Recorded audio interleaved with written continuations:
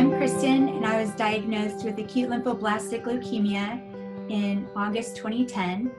Hello, my name is Benny, and I'm a caregiver for Kristin. After my cancer relapse in 2014, I had exhausted all standard treatment protocols, and so that led me to start to seek clinical trials as a potential option for treatment. My oncologist informed me about CAR T-cell, and it was 2014, and cellular therapy was very much in its infancy in terms of material that was out available for people to read about and hear about. It made so much sense using your own immune system to fight cancer, as clearly my body was building up a resistance to the chemotherapies, and I was being left with very toxic side effects, many of which I still have today.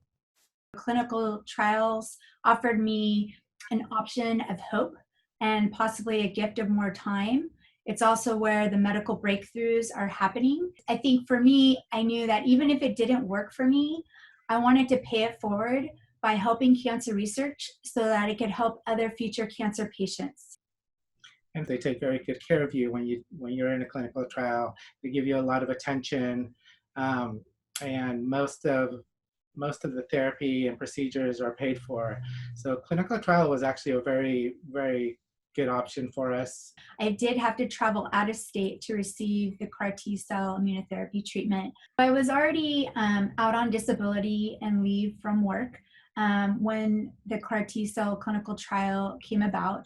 But I absolutely did need to close at my home because I didn't know how long my journey would continue. And then I ended up moving into my mom's house. So for myself, I did have to put my career on hold, live off of my savings quite a bit. And it was a challenge to move up to Seattle. We were very fortunate that the insurance company, Kristin's Medical Insurance, actually paid for our housing up in Seattle, and Seattle has a really good program for the patients and for the caregivers. We were able to receive housing and stipends for food, and really we just didn't know how we were going to pay for this because it's a pretty big endeavor.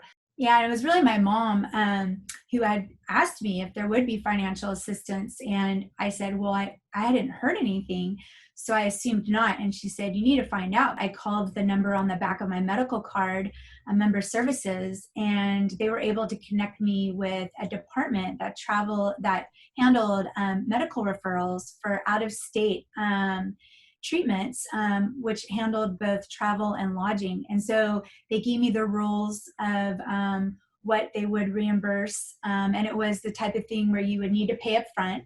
And as long as you fit into the guidelines, you would then get reimbursed after the fact. In May 2014, it was my mom and I that traveled to Seattle to meet with the principal investigator for the clinical trial. And he was really the one that informed us very well on what the clinical trial process would be, the benefits, the possible risks, the common side effects that they were seeing, and he shared some of the success stories as well. Since I was out of state, they wanted to take advantage of the time that I was there, and so they sent me for further testing to ensure that I was eligible for the clinical trial. And that entailed getting bone marrow biopsy, a lumbar puncture, which is a spinal tap, various blood tests, and then I also had a PET scan done to kind of stage the cancer. And then while I was also out there, they went ahead and inserted a temporary catheter, central catheter, and moved forward with doing apheresis.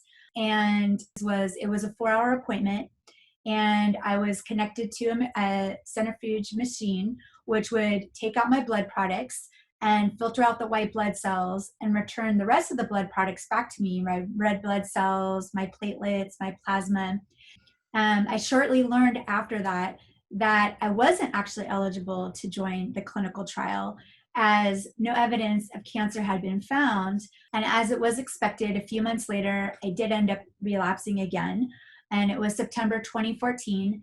And my oncologist reached back out to Fred Hutch, and they said that they would then be willing to take me into the clinical trial.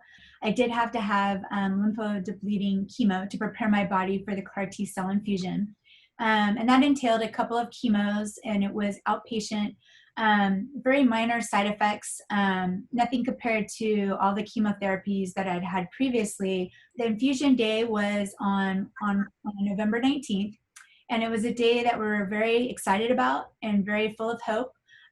It was in an outpatient setting, and my mom and Benny and I were sporting our Choose Hope t-shirts because we were choosing hope that the CAR T-cell therapy was going to work. The actual infusion was probably about 20 to 30 minutes.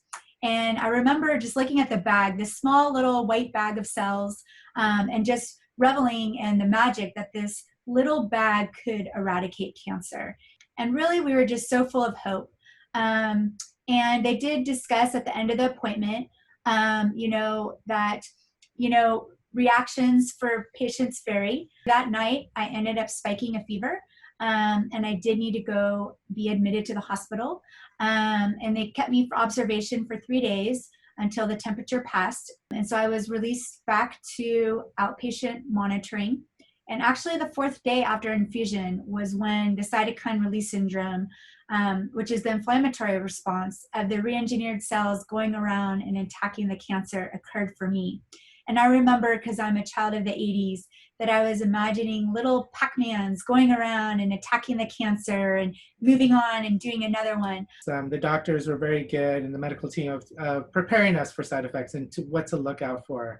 So I was always looking at Kristin and just seeing if any changes in her mood or just how she felt. And just being prepared to call the medical team when necessary. They give you a direct line to a nurse, and you call and you explain, and they know that you had CAR T cells. They know that you're out there, and they're expecting phone calls from you. Never be afraid to pick up the phone and make a phone call. It's very important with any symptoms at all, just to be on it, make that phone call quickly.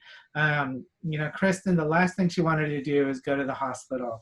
There was a lot of extreme side effects with Kristin during her CAR T cell, but also during her transplant. And so there were times when Kristin had a fever for, I think it was like 4 days or so, where she had a really, really high temperature. And it was extremely hard to watch Kristin just feel so sick. I did what I could, and the nurses were great. They would come in and kind of explain the situation and tell you that this is very common.